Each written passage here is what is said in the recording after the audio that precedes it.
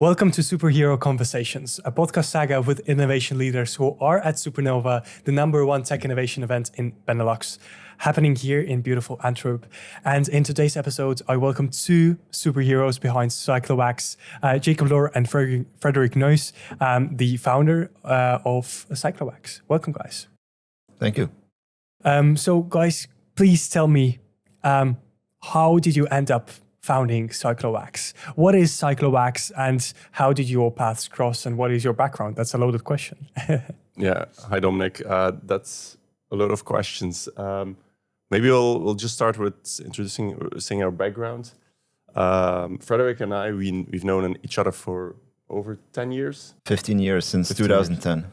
Yeah, so we both had a company in the past. I had a company, a video production company, specializes in animated videos. And Frederik had a tech company.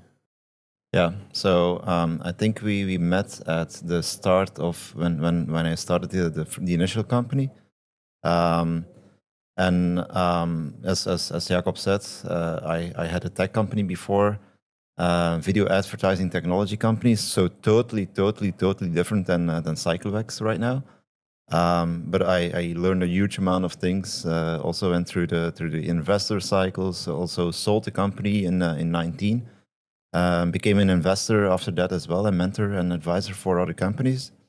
And Jakob started cycling, and we always said to each other, we will do something together. We don't know what, but we will do something together.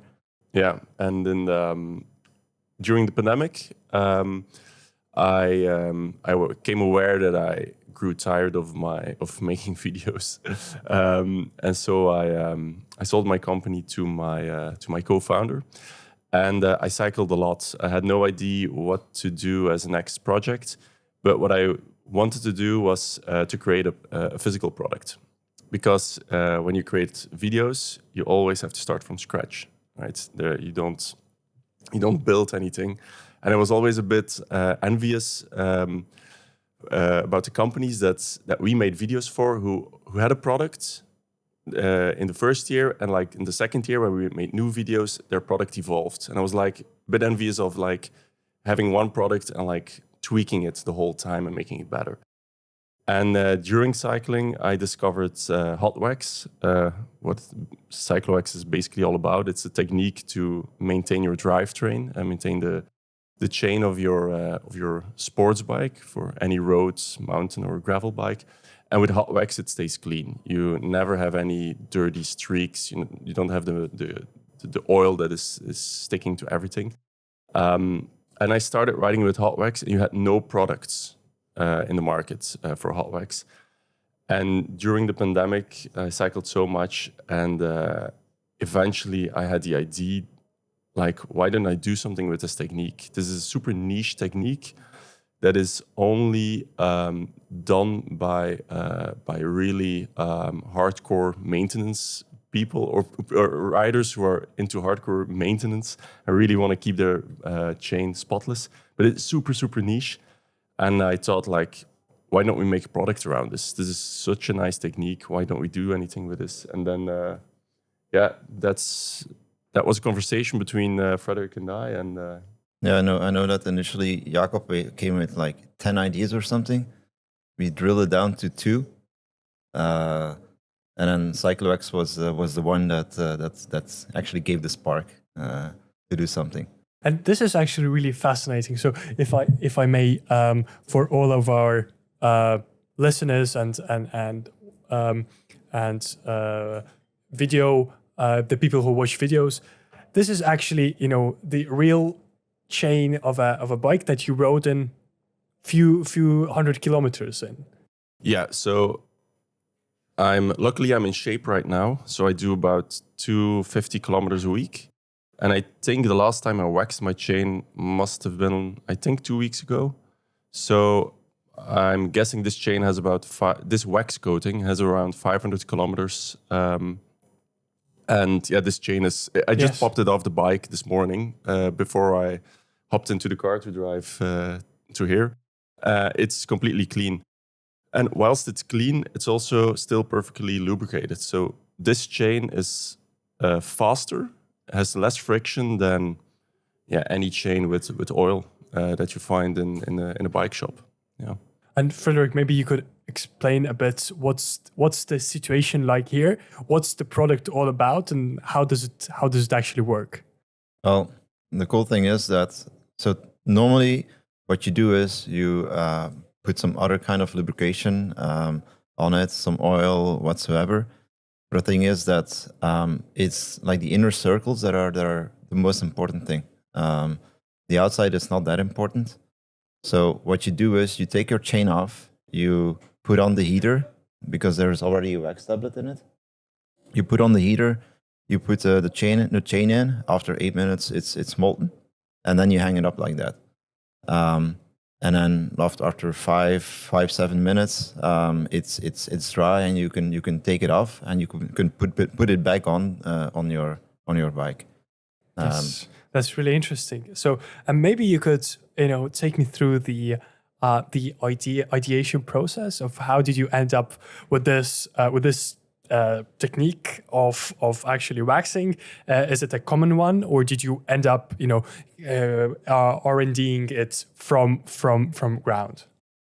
Yeah, that's an interesting question. So when we started this, hot waxing was primarily done by people who are into triathlon, because triathletes, they are basically the sports cyclists who are working with the most advanced techniques. They do their own maintenance on their bike, and there the technique was a little bit known, but they use a paraffin mixture that they make themselves, and they put it in big crock pots. The crock pot is So basically, like this, but way mini version of. Yeah, but way bigger. And we thought okay, this is super beautiful technique. But if you look this technique up of hot waxing a chain, all the images you see, it's all do it yourself. It's a very DIY atmosphere. It looks messy. You have 1,001 different ways to wax a chain, and we thought, okay, why isn't this technique breaking through? Because the benefits are undeniable. You have the fastest. It is the fastest chain available, a hot wax chain. It's super clean, so you never make a mess, and also the chain lasts 4 to 5 times as long. Yes, you have to know that the chain costs €50, and a real diehard cyclist will change the chain every 2,000, 3,000 kilometers. So if you do 15,000 kilometers a year for diehards, that's 5 chains. That's €250 of chains. If this lasts 4 to 5 times as long, you could do an entire year with 1 chain, maybe 2. So undeniable benefits, but a super messy process. So we thought, okay, let's create a setup that looks sexy, and that is not so bulky as what people are using today. And that's how we came up with this pot that we found. It's an off-the-shelf item, but we tweaked it a bit so the thermostat is better controlled for hot waxing. We created this out of sheet metal, the hanger, and then also a sort of way to hang the chain. And this is all. It's how do you say it? It's very basic R&D. The R&D is mostly on what can we find on what can we find on the market, and what can we produce ourselves without making too much costs, and still creating a product that is very easy to understand and easy to use. And in your process of actually development, I understand that I think it's a really nice tactic for the founders. Find something that is already on the market, kind of combine it together, put a brand on it, and actually sell it. Also, it's really super important. What were the main technical challenges behind developing it? Were there something like specific challenge that you need to have to overcome?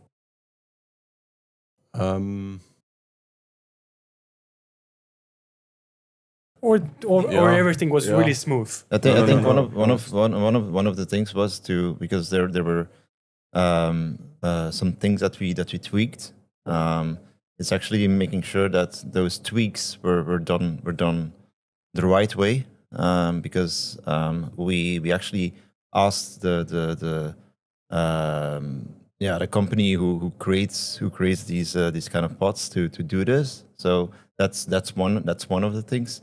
Another challenge was also because you change something that is certified, but changing it also means that it needs to be recertified. Yeah, Things that we didn't have actually knowledge about. So that was also like a pretty big challenge that we had to come through.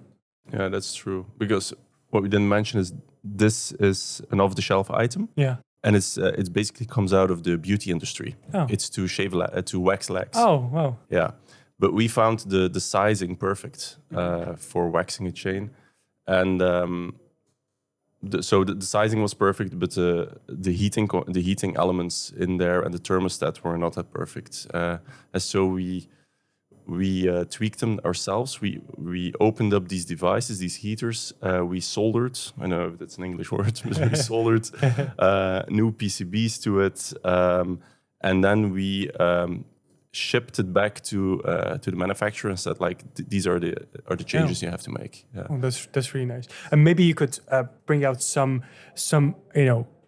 metrics on where you are in the company development process. I don't know, what is your kind of development stage? So you mentioned, when did you found the company? That was on St. Nicholas 2022. Oh, and when is St. Nicholas for people that don't know? 6th of December. 6th of, yeah, sorry. So it's quite recent, just over a year. 2 years ago, 2 years, a bit more than 2 years ago. Just over 2 years. We found the company 2 years ago, but we did tests, and like the idea came about, I think 3.5 years ago, something like that. So when did you come up with the first prototype that you could actually already ship? Well, that's interesting. So when I pitched the idea to Frederik, he was like, okay, that's interesting. I know you're enthusiastic about hot wax, but let's see. I want to know for sure that other people are also enthusiastic about this. And so what we did in the first place is we created, our idea was to test if an average cyclist who rides on an oily chain, which they all do, if you let them ride on a hot wax chain and you let them take off the chain, because that's something that the audience needs to know, to hot wax a chain, you need to take the chain off the bike periodically. So I take it off every week or every 2 weeks. I take my chain off, I wax it, I put it back on. And that's a psychological, super huge barrier. Because a chain is something you don't want to touch. It's filthy. You don't know how to do it. So it's a huge barrier. But I was convinced that if you force someone to do it once, they will continue doing it. And that was the idea, to put together a test. Let's create a setup that we can easily manufacture and give it to cyclists. So and we force them into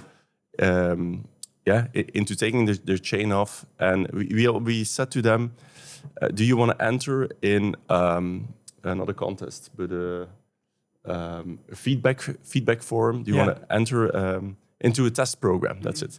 Do you want to enter into a test program?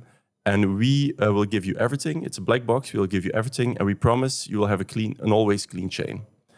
But you have to use what's in the box, and you have to fill out these forms every week. Mm-hmm. And we did that test with 120 people. Wow! All across Europe. And we needed a way to ship them something, and that's how this product came about. So we bought all these heaters. We bought the stand. We created the stands. We made everything by hand. 120 boxes was a huge amount of work. But in the end, I think 80% of all those test riders were like, I'm never switching back to oil. Yeah. So the demand was definitely there.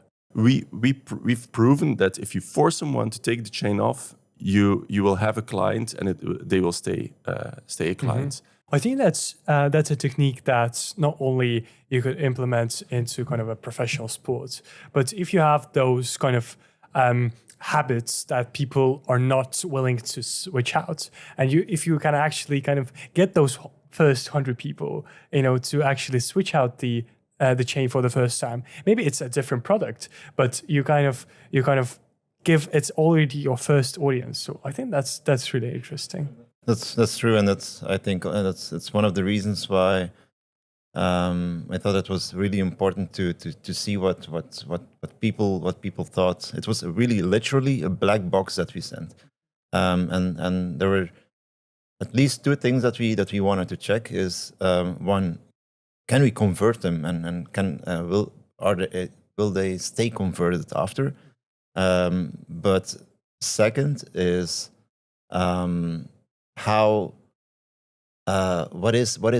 what are all the learnings that you get from them?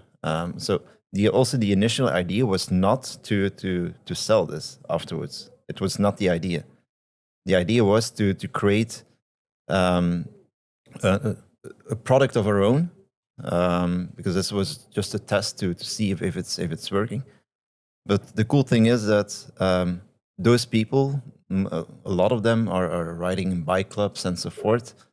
And they came to us and said, I know X amount of people and they want to buy it. Can they buy it? We said, no. This is just a proof of concept and so forth. But then we thought, yeah, why not? well, maybe this is the thing that we will put on the market. We will do some bespoke product afterwards. But maybe this is just a thing that we put in the market, and it was also a good way to test the kind of commercial logic behind it. How much can we ask for this? What do we need? And something else that we really wanted to check off is because it's a total new technique, so you have to educate people. Kind of force, as you mentioned, yeah. Yeah, and the thing is, you also need to clean your drivetrain once, and that takes some time. So we also tested with manuals and so forth, and that was also a really good test. And all the people were able to do it, and which is a big plus. And for our listeners, how do you actually clean an oily chain? Yeah, it's a good question. Yeah, so with the same interval that you wax a chain, you have to clean your oily chain. And you do this by taking your bike outside, and you hose down your bike. You just clean your bike with water. And at the same time, you put degreaser, so chemical, onto the chain to really get all the grease off. And then you take a brush, or you have multiple tools, but to clean an oily chain. But essentially, they're all brushes, and you just turn your chain whilst it's on the bike, and you put it through brushes with degreaser. So it's chemical, and it cleans the outside of the chain, not so much the inside. And then you hose everything down with water. You dry it with a towel, and even diehards will use an air compressor to dry the chain. And then you put one drop of lube on each link of the chain. So it's quite a lot of work. And was the kind of instructions on how to clean your chain in that black box that you sent out? Yeah, but it's messy. It's messy and moist. You have to do it outside. Yeah. So that's a big difference with this. So what we told in the box, to wax the chain, you open up the chain.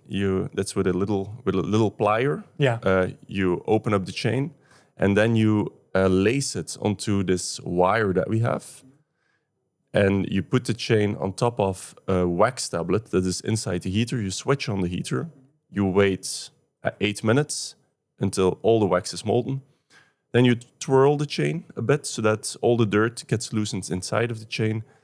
switch off the heater and hang the chain up on our hanging device, and you just wait for another 8 minutes until it's cool, and you put it back on the bike. Oh, so you actually did not have to intrinsically kind of change the chain and kind of clean it. You could already put the dirty chain inside the wax. Yeah, but the thing is, not the oily chain. Not the oily chain. No. You start with a pre-waxed chain, but the thing is that waxing, it deep cleans and it re-loops a chain in one go. And you can do this, like this device is now sitting on this tabletop. If we plug it in, I could wax my chain.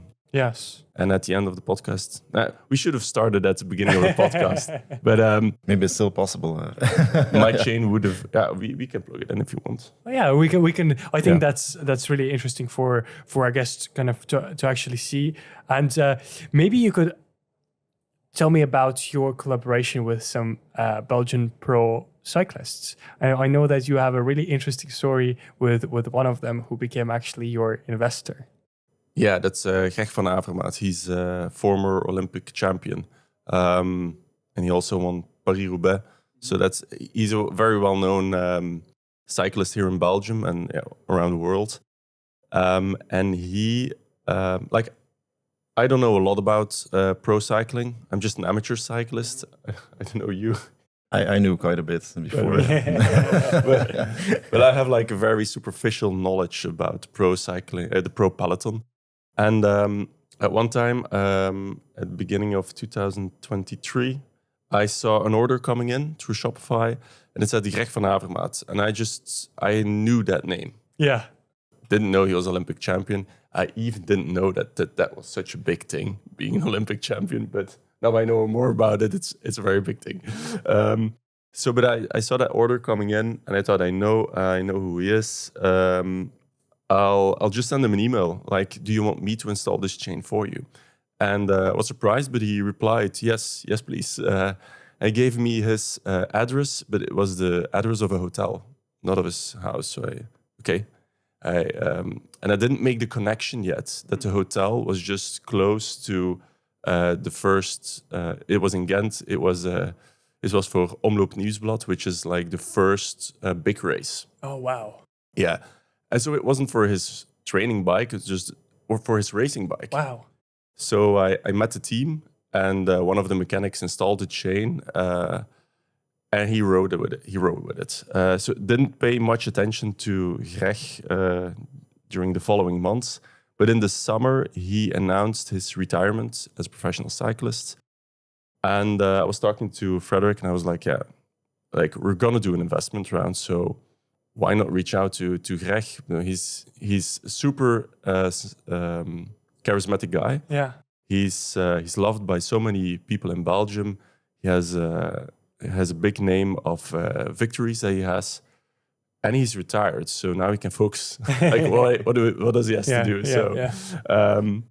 So I thought, okay, I'm just gonna send him an email like, hey, I have some ideas. Do you wanna hear them? I was like, okay. Had a video call, and I was like, in the first minute, I was like, I really believe in this technique in hot wax. I think we're gonna take over the market. We're gonna change the market with hot wax. I'm looking for like a face, but also an investor. Are you interested? And I was like, yeah. That's cool. And that was super cool. And then, and so that's how it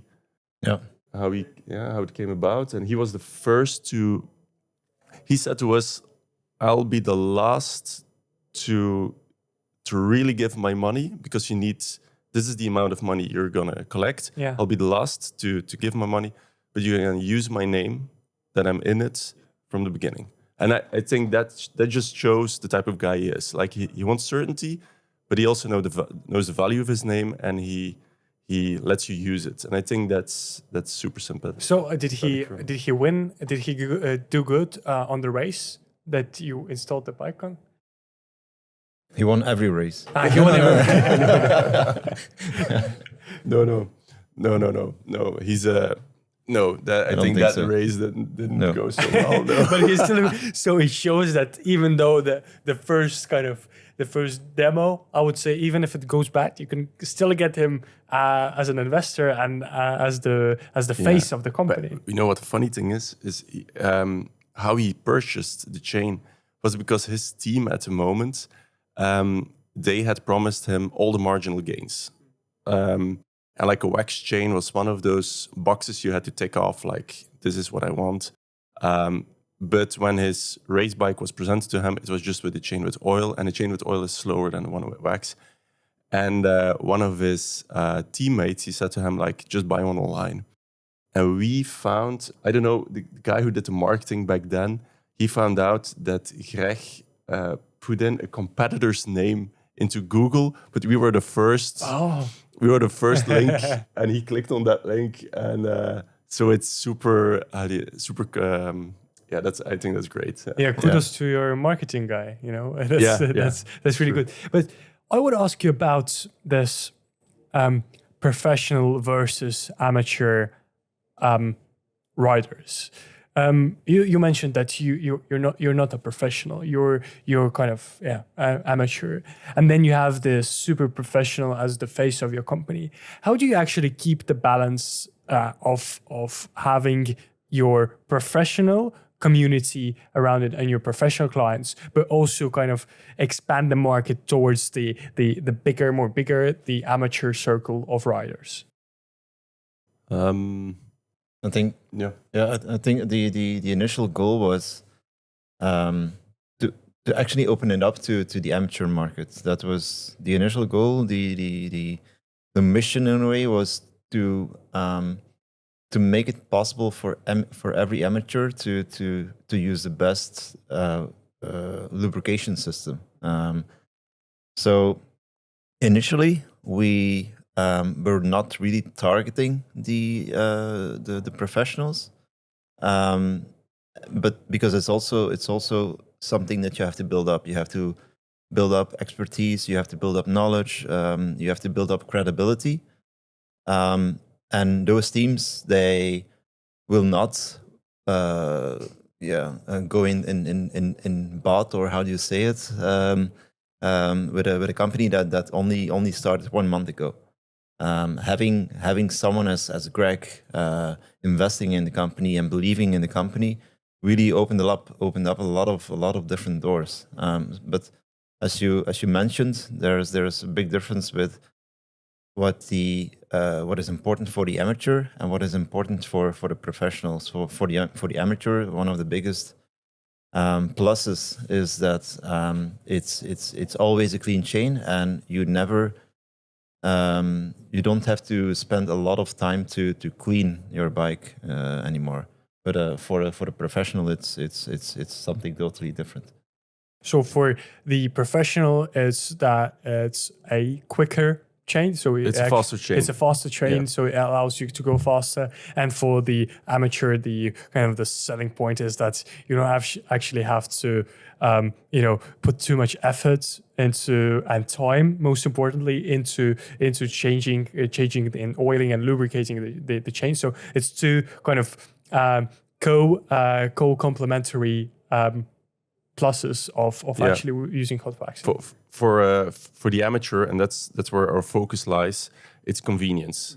It's having a chain that's always clean. You don't have to spill too much time cleaning it again. And that's amazing. Like I just took my chain off, but if I transported my bike to here, I have I have blue jeans on. I wouldn't mind if that chain bumped on it, right? And that's super convenient that you can transport your bike without having to pay attention to, oh my God, I'm gonna be messy. So for the people who are listening, I'm touching the chain, and it does not leave any marks. I have a white shirt on, so I'm not afraid. So it looks, and you just took it off your bike. Yeah. So that's just fascinating. Every time I kind of change my chain, I get grease all over my hands. It's super dirty and it doesn't come off really easily. So it's super convenient. So yeah, that's true, and that's the convenience. That's our main product. That's what we sell. That's what's important for every cyclist. But for professional cyclists, he couldn't care. Like their chains or their bikes are maintained by staff. So if it's easy to maintain, that's not their focus. They just have to perform. And this chain, because it's dry, it will just pick up much less dirt than a chain that is sticky. So at the end of a stage, like if they ride 250 kilometers, both chains will become slower the more that they ride. But a dry chain will deteriorate much, much, much less than a chain that is sticky. So at the end of a stage, you have a real difference in performance between a wax chain and a chain with oil. That's just fascinating. And maybe coming back to the amateur riders, and you have a really strong community around the hot waxing. You know, if you look at your social media, you have people giving testimonials, and you have really big fans of that product. How do you keep that community around that product? And maybe most importantly, how do you form one? Well, today, I think today we're doing very cool things with that community. But like Frederik mentioned, it started with those test riders, 120 test riders. We really kept them involved. So that was the start of the community. But I think now we're doing a lot with social media and with the content. We have a big focus on creating content. And we have like the privilege of working with Greg van Avermaat, but also with pro teams. And we try to give like a sneak peek behind the scenes of that pro scenery. And me as an amateur, I would also find that interesting. Like, having that view on the pro peloton.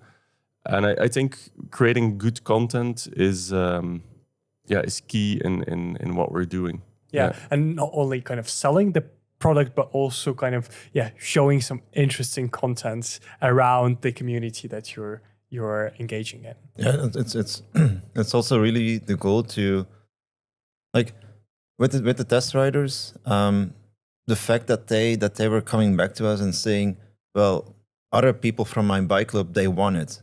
That's already a big, a very important thing in trying to involve to the consumers, because when you get them involved, then there's a lot of word of mouth, not only towards other consumers, but also towards coaches, but also towards the bike shops, and it's really cool, and that's what we try to do right now. Is we want to create not only the community with the consumers and us, but to have that broader kind of spectrum.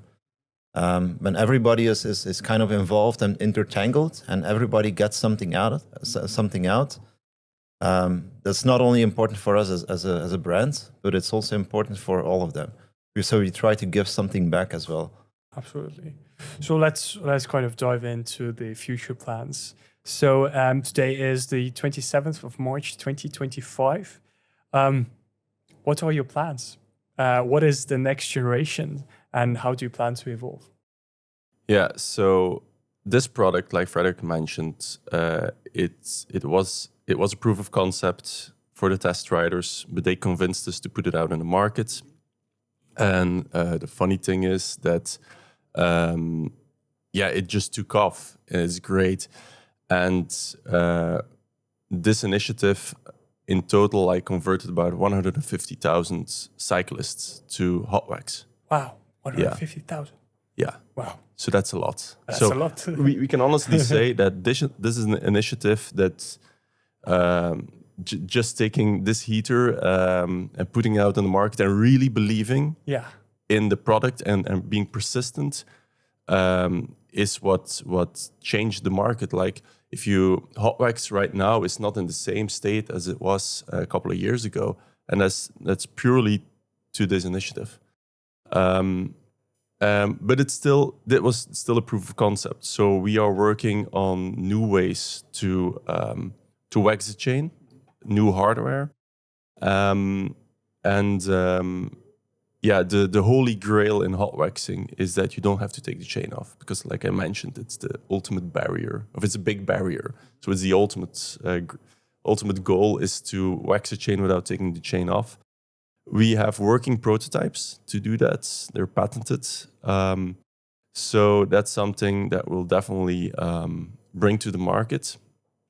But there will be other products as well that will, essentially replace this proof of concept. So I think the interesting part is that we opened up the market, but there's so much R&D that you can do to improve this, to improve the setup that we have right now. And that takes time, takes investments as well. We've done an investment round. We're still looking for investors that have like an ideal investor would be someone with like a manufacturing background. So that's a beneficial point. That kind of cycling is a sport that a lot of kind of investors actually do. So and a lot of investors can actually kind of feel what's the problem. Yeah, that's true, and we collected a million, a bit less than a million, but all with different kind of people, with different kind of expertise, but all entrepreneurial. So there are really cool names that we have, but we also try to get them involved and get their advice from point to point. And that's also why. So Jakob was saying about the talking about the automatic kind of way of waxing your chain. That is, it's part of the bigger goal of creating a way for the consumer that is so that it's very, very easy to maintain the bike, because a lot of amateurs, not the fanatics, but the regular amateurs, they don't know what they have to do, and they don't know at what kind of interval they need to change their brakes, they need to oil, or they need to change the chain, and so forth and so forth. So that is like the bigger kind of mission that we have is to really make it as easy as possible for the consumer to maintain a bike, and this is a very, very, very important part of it, because 80% of the maintenance of the bike is the drivetrain, and that is indeed why. Right now, the biggest efforts, definitely in product development, is actually going to that part of the market. Fantastic, but you want to concentrate on the chain kind of thing, chain maintenance. You wouldn't like to get into the different bike part maintenance. Well, we don't know. The thing is that like we connected this to an app. Mm-hmm. Oh wow, there is an app around it. Yeah. Wow. Yeah. And it's the cool thing is that we wanted to. So the test riders, they already got the app. So we did it right from the beginning, and they got a notification when to re-wax their chain based on the mileage that they have on Strava, because cyclists are very, how do you say it? Strava fanatics. Strava fanatics, yeah. Data fanatics. Data fanatics. If it's not on Strava, it didn't happen. Yeah. So we assumed that, okay, all their data is on Strava. If we have an API with Strava, we can see how many times, how many rides they did, how many miles they did between wax sessions. So we can give them a notification. Like, if you wax right now, we will guarantee that your chain will outlast your oily chain by this amount. But the funny thing is that right now it's still being used. We still use it for all our customers. And I think 1 in 4 actively uses it, which is not bad. And they put in all their wax sessions, but also the chain wear. So I honestly think that today there is no other party besides us that has such an amount of data on real-life chain wear in the market. And so those are things that we have in our back pocket, and there's value in there. our product, we don't have any digital product yet that captures that value, but there's value in there. So we see that you have other replacement items, like a chain it eventually wears out, but you have other things on your bike that wear out as well. So there are opportunities to do something with that with the same philosophy. Yeah. Guys, I think that this is just fascinating that you took, such a small thing that could fit in the palm of your hand, and there's the whole ecosystem around that, and you made an ecosystem with a physical product, also the digital product, and I just feel that it's fascinating.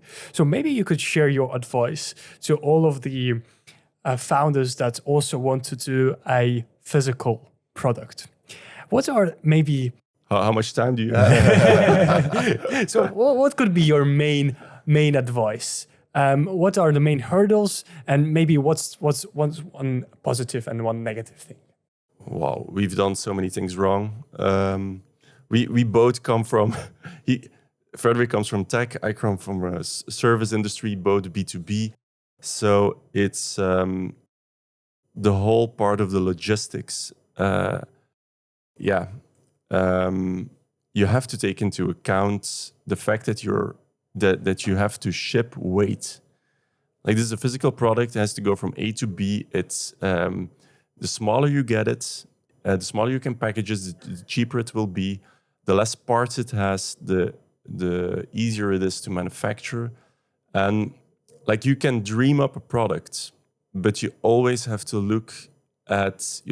make up the connection between dreaming up your product and what is actually manufacturable. And having something that you can manufacture means a lot of things. It means you have to have your product has to fit a certain amount of manufacturing processes. You don't have, they're not endless. And you have to take into account what the cost of all the parts will be, and what the cost will be of putting all the parts together. You have import duties. So the whole really physical aspect of it, you have to take into account from the beginning. Yeah. And maybe what's the kind of positive side of doing a physical product? Because I could imagine there's a bit of a physical attachment when compared to a digital product. Even when you have the app, you cannot actually kind of feel it. But even if that you brought the product today to the studio, and we can actually see and interact with it. Well, for me, that's already like a huge benefit. Do you see any other kind of positive aspects of having a physical product? I think definitely compared to be in tech in software, it's. But personally, I see that there are a lot of different other factors, more factors attached to having a product company. Rather than having a software company. I think the cool thing about this is when you're talking to someone, or right now there more and more people are using Cyclowax, and by the way, only 10% of our revenue is concentrated in Belgium. The rest is worldwide. About 15% is the US. But the cool thing is that people talk to you and say, Cyclowax, yeah, it's such a new way of maintaining my bike. I never want to go back to oil anymore. And that is something that we caused. It's because of us, and it's because of the product that a consumer can buy, can hold. It's really cool, and for me the bigger dream is to include also the software part, but also the experience I have in the past, and to not just have it as a product company in the future, but to have it more as a bigger whole. Mm-hmm. So kind of having this, the feedback from the customers of actually, them saying, you actually made my life easier with your product. I think that's quite satisfying. Yeah, and also that you can see it sitting on photos in someone's garage or in their living room. Oh. That's in the living room. Yeah, I think. Well, we call it living room aesthetics. That's really cool. Out of the shed in a couple of ways. Yeah. Can I? Absolutely. Yeah. Because one of the things that by making a physical product, you look. For me, it's a personal view. I look at the world. I look at all the products differently right now. I look at packaging. I also look at why is it packaged like that? Why is it sold like that? And then you see, so you can identify so many, problems that you encounter yourself, and you see it in, you see how other brands solved it, and why particular items are popular. For example, just to give you an example, I get a lot of advertisements on Instagram right now, or the last year, for supplements. And supplements, they're a physical product. But it's super interesting from an e-commerce perspective because a supplement, it weighs nothing. And it's packaged very small, but it has a high value. So I look at it, okay, that's about 100 grams of product to ship and you charge 50 euros. Interesting. Because our products, the whole set is between 200 and 250 euros, weighs 3 kilos. So I look at how many value you ship per, what's the amount of weight and what's the value, and then you see why certain business categories are booming because they have a very good ratio, and that's the reason. I think that's really interesting that you mentioned. From my personal background, I just sold my company that did truffle import. So my value per kilogram was about 1,000 to 500 to 1,000 euros per kilogram. So that is really interesting that you actually mentioned that. So you actually can see how much, if you have a physical product involved, how much is the margin behind each kilogram that you ship to the customer. So that's really interesting. So our podcast is called Superhero Conversations, and we talk about the superpowers and the dreams. And this year's theme of Supernova is Shoot for the Moon. So my first question is, what are your professional superpowers? What are you really, really, really good at? You start? Okay, I think I do a lot of things not good, but what I do good is I think I'm good at coming up with a out-of-the-box solution for a problem that, like for this, that already existed for so long, and I can come up with an out-of-the-box solution that most people hadn't thought about, and then getting other people enthusiastic about what I've thought up. I think that's my superpower. Yeah. That's really cool. Yeah. And Frederik, for you? I think I'm kind of the silent force that is it's not seen by a lot of people, but to actually get a bigger kind of North Star for the company, not looking at in half year or 1 year, but where do we want to be in 5 years, and what do we need to do for that, but also what can't we do for that? So that is something that I constantly look at and in meetings and in internal discussions. Those are typically the questions that I ask, like why is this important for the thing that we want to achieve in 3-5 years? Wow. So the kind of the vision keeper of Cyclowax. I think that's really cool. The Guardian. The Guardian. That's really his superpower is strategy. Definitely long-term strategy. Yeah, that's really cool. So, but I think that kind of entangles with the next question and the last question for today's conversation. Maybe the hardest one. What are your dreams? What is your professional dream that you want to achieve? Maybe with Cyclowax, maybe in your future career. Well, with Cyclowax, it's really to have this product take over the market. Like that, it's you can't outforce. If you can't push oil out of the market, that's not possible. But if we get a decent chunk of that amateur cycling market, and they all make the connection, like that Cyclowax, and that I have I want to have the feeling that I just had an idea on the bike, and now everybody's using it, or it's and that's well, we are working towards that goal, and we're not at step zero anymore. Yeah. Definitely not. So I already get a bit of that lucky feeling, but that's the thing, yeah. Just that all the cyclists use it, and that the pro peloton uses it as well, and yeah, that's really cool. And for the context, how much do you think is the market of hot waxing in the whole waxing industry, and how much do you have now, and how much do you want? What is your dream? How much would it be? Well, I think hot waxing right now, I think 2%, 1%, 2%, something like that.